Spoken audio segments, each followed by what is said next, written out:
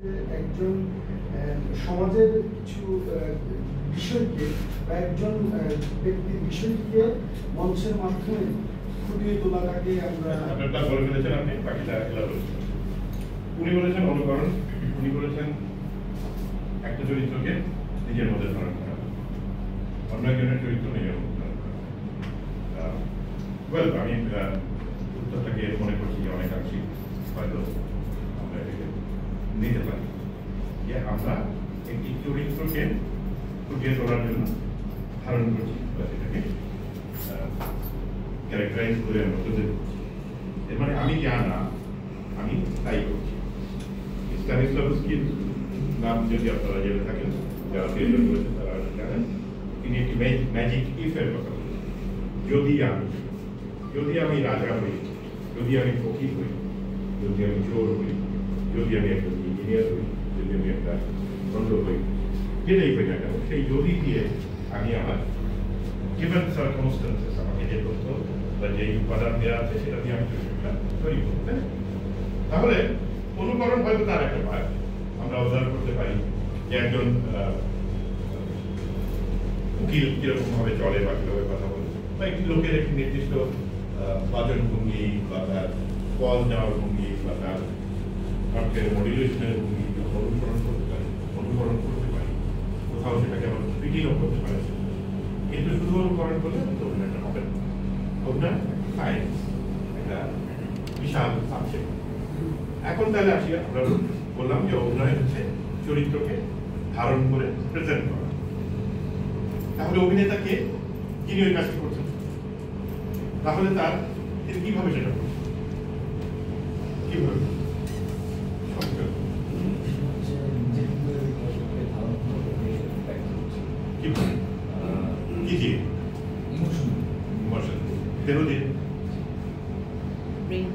Brain দিয়ে,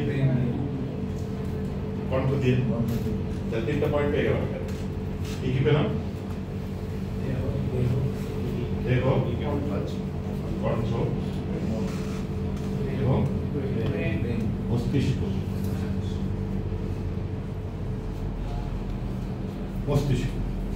তার দেহ আমরা জানি, আমাদের সবার একটা করে দেহ আছে, সেটার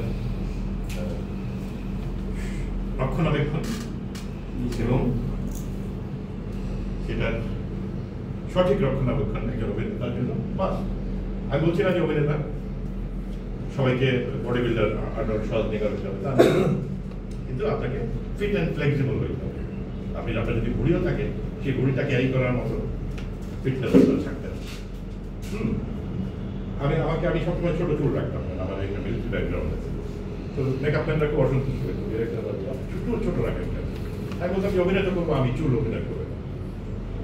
হ্যাঁ, কোথাও যদি দরকার হয় যে আমি বাউল, তাহলে আমার বড় চুল রাখবে, কেন থাকলে ভালো লাগতে পারে। দেখো যে আপনাকে লোকে দেখবে, কেন দেখবে আপনাকে? যদি আপনি 10 জনের যে ভিন্ন হন বা উন্নত হন, তাহলে দেখবে। আর একটা হতে পারে যে আপনি যদি একেবারে সাধারণ হন, কারণ এটা একটা কমন সাইকোলজি আছে যে আমরা নেক্সট ডোর বয় খুঁজি, নেক্সট ডোর গার্ল খুঁজি, কিংবা যারা ততোধিক উন্নত না তারা তখন দেখে হয়তো সন্তুষ্ট বোধ করে, তারা নিজের কাছাকাছি ফিল করে। সেটা একটা অন্য ডিফারেন্ট ব্যাপার।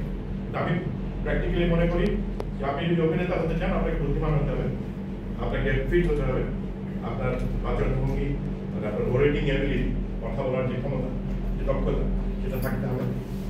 এগুলি চলে আসবে মস্তিষ্কের আগে, তাই না? আপনার মস্তিষ্কই তো আপনাকে নিয়ন্ত্রণ করে, আপনার দেহ এবং আপনার কণ্ঠ তো নিয়ন্ত্রণ করবে আপনার মস্তিষ্ক। That is brain game. অস্বীকার করার কোনো উপায় নেই। আপনাদের যাদের সেই দিক দিয়ে যাদের সমস্যা আছে, তাদের জন্য আমার সমবেদনা থাকবে এবং একই সঙ্গে উপদেশ থাকবে, আপনারা অভিনয় করবেন। বুদ্ধি ছাড়া অভিনয় করা যায় না, এটি বোকার কর্ম নয়।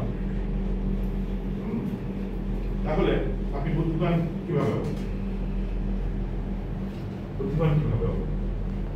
আমার মস্তিষ্কের চর্চার মাধ্যমে,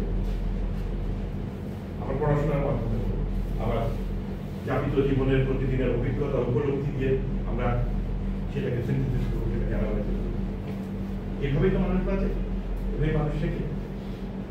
তাহলে এই মস্তিষ্কই আলটিমেটলি আমাদেরকে সবকিছু করতে সাহায্য করে। আমরা যা ভাবছি, যা করতে চাচ্ছি, কালচার সাইকোলজি থেকে শুরু করে আজকে আমরা যখন অ্যাক্টিং টেকনিক নিয়ে কথা বলছি, আপনার দেখো ফিট থাকতে হবে, তাই তো? ফিট হয়ে গেল, তার জন্য কি করতে পারেন? ব্যায়াম করতে পারেন, আপনি যোগা করতে পারেন, আপনি কিছু না করতে পারেন। এটা আপনার সিদ্ধান্ত, আপনি আপনার নিজেকে কতটা ফিট রাখবেন, আপনার ফুড হ্যাবিট কি হবে, আপনার ডায়েটগুলি কিভাবে কন্ট্রোল করবেন, সেগুলি আপনার পার্টনারকে একটা ডিসিপ্লিন। আর আপনি বলতে পারেন আপনি তো